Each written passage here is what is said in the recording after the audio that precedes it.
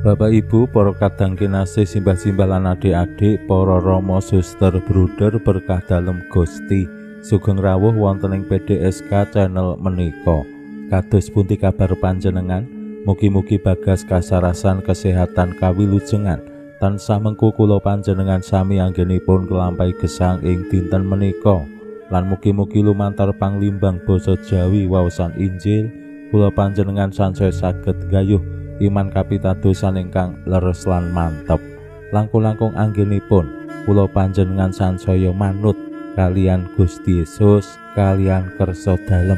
Mila wonten ing mangsa prapaskah menika kula panjenengan kanthi srana poso, ndonga, sesirik lan dana tansah saged limbang-limbang lan nemokaken menapa kersa dalem Gusti wonten ing gesang kula panjenengan. Anggenipun nglampahi gesang tentu boten namung gegegi menapa sing dadi pikajengan kula panjenengan piyambak. Wonten ing gesang sing sarwa cepet, instan, praktis lan kula panjenengan nggih ngraosaken bilih sacara ekonomi, kadonyan, uripe awake dhewe ya sansaya angel, sansaya boten gampil, saengga kadangkala tanpa sadar awake dhewe wis ora bisa meneng, ora bisa mandeg. Wawan pangandikan kalian Gusti lan limbang-limbang kados pundi gesang kula panjenengan menapa sampun leres laras lan lurus kalian karsa dalem, menapa ya uripe awake dhewe iki mung apa sing dak karepke. Kadangkala tanpa sadar ya awake dhewe mung nggugu apa sing dadi karepe awake dhewe. Mila wonten ing gesang sing sekularis menika sansaya kathah tiyang sing ngaken ngraso agami ning ya mung sekedar rasukan pakaiane wae. Ketok kae agamane Katolik, kae agamane Protestan, kae agamane Islam, kae agamane Hindu utawa Buddha utawa Konghucu. Ning sakjatosipun sacara iman kapitadosan ya mbuh awake dhewe percaya tenan karo Gusti, percaya tenan bilih uripe awake dhewe winengku ing Gusti apa ora.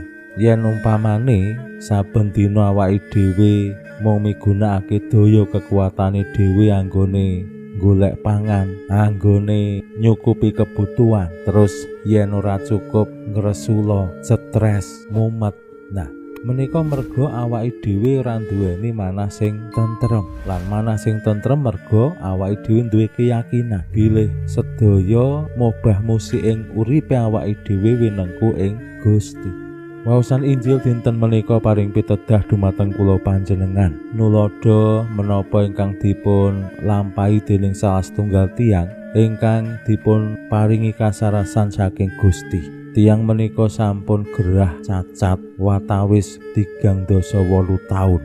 Temtu sajroning 38 taun kula panjenengan saged mbayangke kados pundi anggenipun berjuang supados saged waras wiris, saged sehat. Mbok menawa ya wis entek-entekan, mbok menawa ya tangga teparo wis ngasih bosen le sowan krawat nilii apa ya asung bantuan.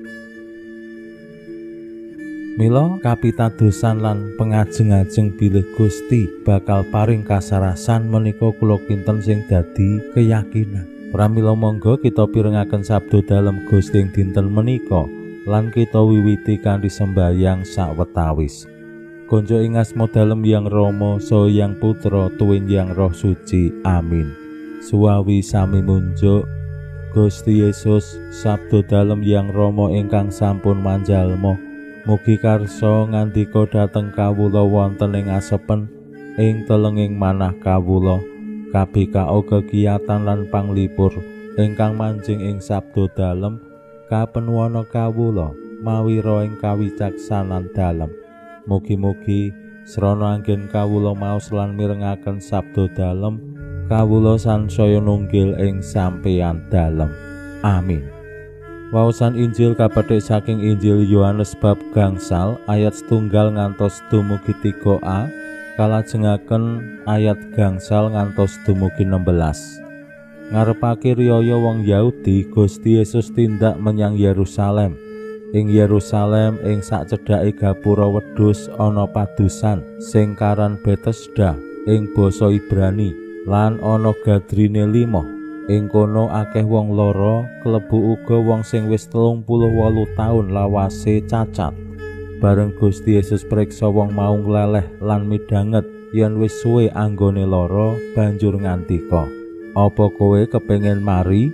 Wong lara mau caos wangsulan, "Gusti, boten wonten tiyang ingkang nulungi kula nyemplungaken kula ing blumbang samangsa ebah toyanipun. Salebetipun kula piyambak mriku sampun wonten tiyang sanes ingkang rumiyin ambyur." Gusti nuli ngandikani, "Ngadeka, paturonmu angkaten lan mlaku." Saknalika iku uga wong mau mari ngangkat paturone lan mlaku. Nanging dina iku dina Sabat. Mulane wong-wong Yahudi padha ngelokake wong sing mari mau, "Iki dina Sabat, kowe ora kena manggul paturonmu." Wangsulane, "Ingkang mantunaken kula dawuh, paturonmu angkaten lan mlaku." Wong-wong padha takon, "Endi wonge sing kandha paturonmu angkaten lan mlaku?"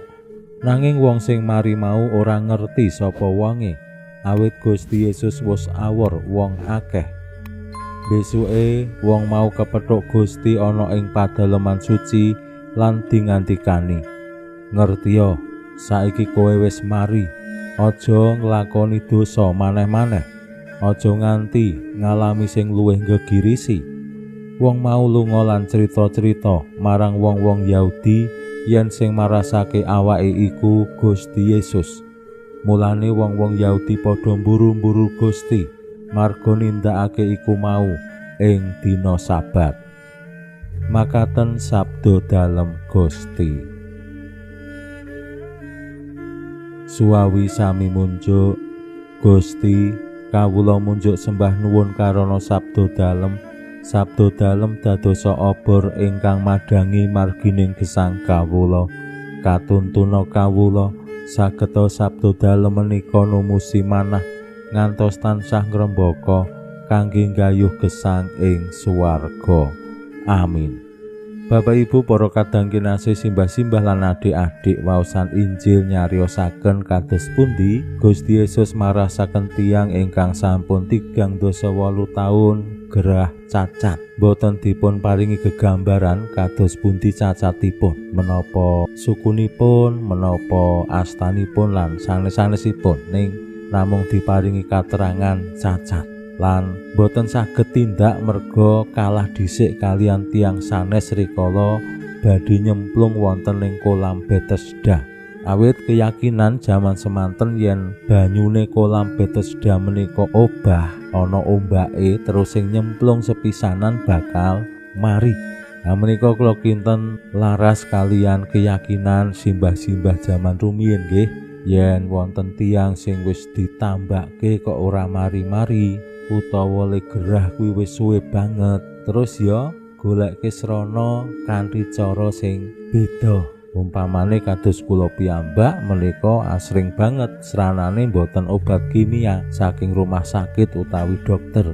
Wiwit alit kula menika yen lara mboten diasta teng rumah sakit ning Mbah Dukun. Mengko disranani mbuh disuwuk, disebul-sebul, dicekoki woh cokak, ditimbake banyu tempuran lan sapanunggalane. Menika srana. Wonten ing kitab suci nggih kalampah sing mekaten lan pranyata boten namung kanthi srana kolam Betesda. Gusti Yesus piyambak kanthi sabdanipun ugi saged paring kasarasan. Mila yen Bapak Ibu para kadang kinasih kadangkala wonten ing gesang pasrawungan menika ngadepi ana wong sing nang Mbah Dukun golek srana nggo mari ben waras ben sehat. Wonten sing kanthi cara novena utawa sembayang, wonten sing kanthi cara derek penyembuhan ibadat penyembuhan. Kula kinten menika nggih boten salah. Kabeh yen dilandhesi dilambari iman kapitadosan dumateng Gusti menika sedaya dados rana. Mila wonten ing masa prapaskah menika monggo kula panjenengan sansaya saged glimbang-glimbang kados pundi gesang kula panjenengan menapa nggih tansah winengku lan linandhesan dumateng sabda dalem Gusti sing penuh daya kawilujengan. Pinuji Allah sakmenika sarta ing salami-laminipun. Salam sehat, salam bahagia, salam katentreman.